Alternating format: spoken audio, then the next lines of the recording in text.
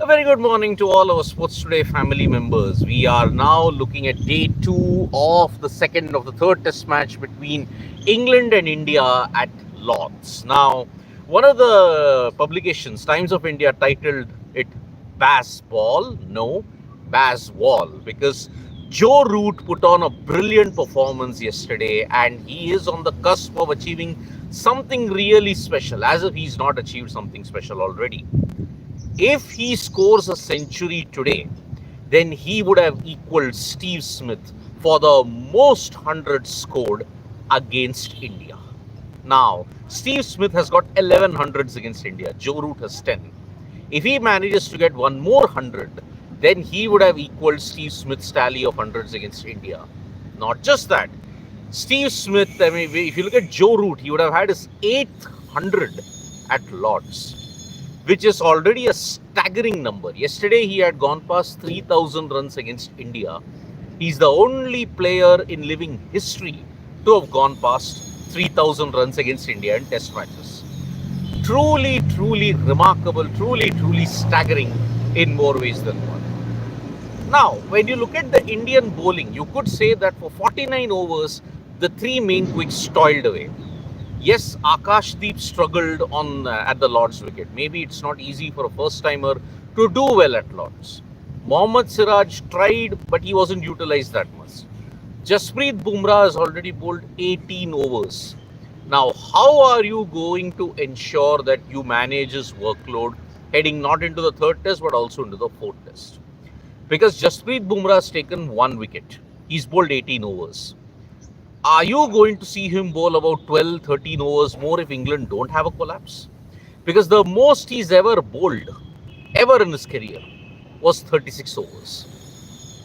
Overseas, he's bowled 30 overs, which is the most that India have bowled. So that is why India and Shubman Gill have a problem of ensuring that Bumrah's workload is managed. Nitish Reddy stepped up onto the occasion yesterday with 2 wickets, and he did look like getting Ben Stokes out as well. Now, as far as the England camp is concerned, there is a big worry on Ben Stokes because he has a groin injury and it looks as if he is not going to be able to bowl. That means Wokes, Kars, Archer, Bashir. These are your only 4 bowlers that will be there. Ben Stokes was good at Leeds, but then he wasn't that effective at Edgbaston because of that injury which he sustained. So that is why Ben Stokes, major injury concern over him, and that is why it will be interesting to see what's going to happen on day 2. Will he be able to bat on and ensure that England get to a good total? What is a good total? Somewhere down the line, 251 England don't get to 400, 450.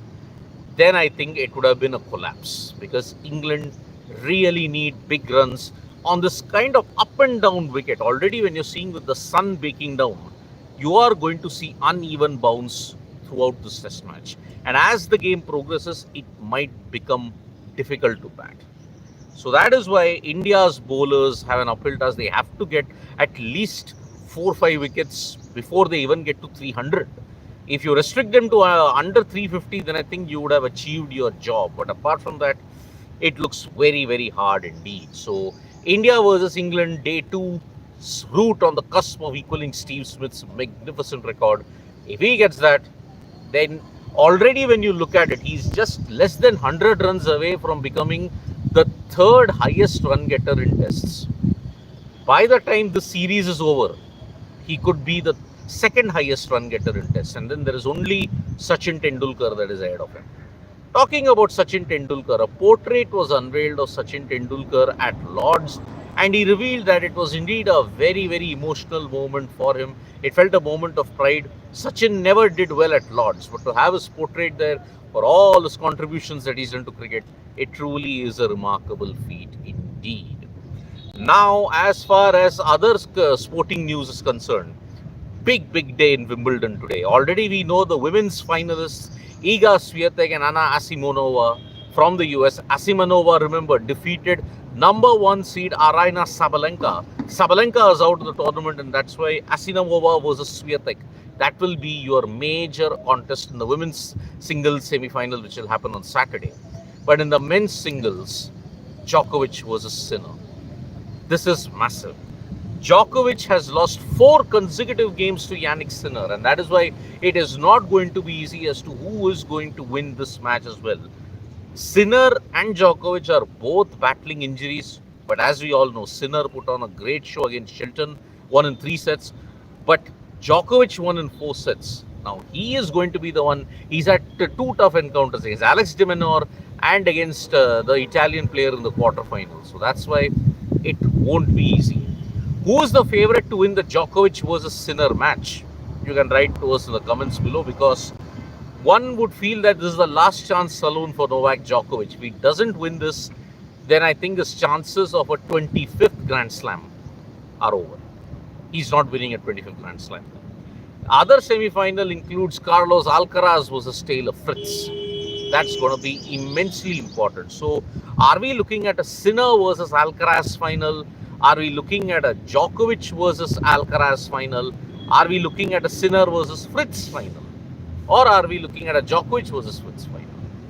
All indications point out to the fact that maybe you could have a Sinner versus Alcaraz final, and it sums up that you are in the modern era of the big two, and they are going to dominate tennis from this point in time. So on Saturday, you'll see Iga Swiatek versus Asimonova taking on each other in the women's singles semi-final.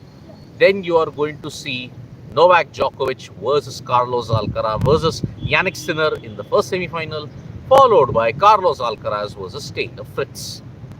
As far as the Women's Chess World Cup is concerned, 4 Indians made it to the next round. I did the live yesterday. Harika Dronavalli, Koneru Hampi, Divya Deshmukh, Vaishali Ramesh Babu made it to the next round. But 3 Indians are going to be in the tiebreakers today, because you're going to see Vantika Agarwal, you're going to see Padmini Raut, and you're going to see Priyanka. Priyanka, even in the previous game, went through to the tiebreakers to get to the next round. Will she do it again this time? That remains to be seen. Vantika Agarwal had a golden chance to beat Anna Ushenina, who was the 14th women's chess champion, but then she blundered that, and unfortunately now she has to go through the tiebreakers as well. So today will be the tiebreakers. Let's see how our Indian contingent performs in that. Perhaps you may see 1 or 2 more eliminations at this point in time. So that is about it. And the WTT Super Smash event, only Manav Shah and Manav Thakkar and Manu Shah made it to the quarterfinals. India's challenge in the other events, Shrija Akula lost in straight games, Satyan Gnanasekharan lost in straight games. Even unfortunately, Manu Shah and Diya Chitle also lost in the quarterfinals. So unfortunately, that is one thing which you are. So the WTT Super Smash not going according to plan in Las Vegas for the Indian table tennis contingents, and that is the way we are looking at it. And let's see how that pans out. But Caster Semenya has won a major appeal for athletes who got enhanced testosterone levels, and that is going to be a major thing, that the Swiss tribunal has managed to uphold Caster Semenya's fight, that yes, you must allow certain individuals and go against WADA's thing that you athletes with enhanced testosterone, female athletes with enhanced testosterone levels cannot participate in the Olympics. There is a big thing that's going on in the world of athletics in that. So that is the thing. And Ishant Sharma saying England wants to exhaust our bowlers and pile runs in the second innings. That is the plan, but I think it will be very difficult because this pitch is very up and down. There's a Priyanshu. I feel Siraj also needed a rest. India always overcook him. He can play 4 out of 5. He can, but then all that might happen at the Oval. If India have a good lead in the series, maybe that could happen at the Oval. Then will our bowlers get another 6 wicket Shoriola? Yes, they will, but it all depends on how much England pile up. Anywhere between 400, 450, then India are playing catch up. 350 plus India are slightly in the game at this point in time. So yes, apart from India versus England today, you're going to see Sinner versus Djokovic. The semi-final, we'll be bringing you the live updates of that as well. So thank you so much, folks, for joining us for this morning wrap. Subscribe to Sports Today for all the latest news and analysis.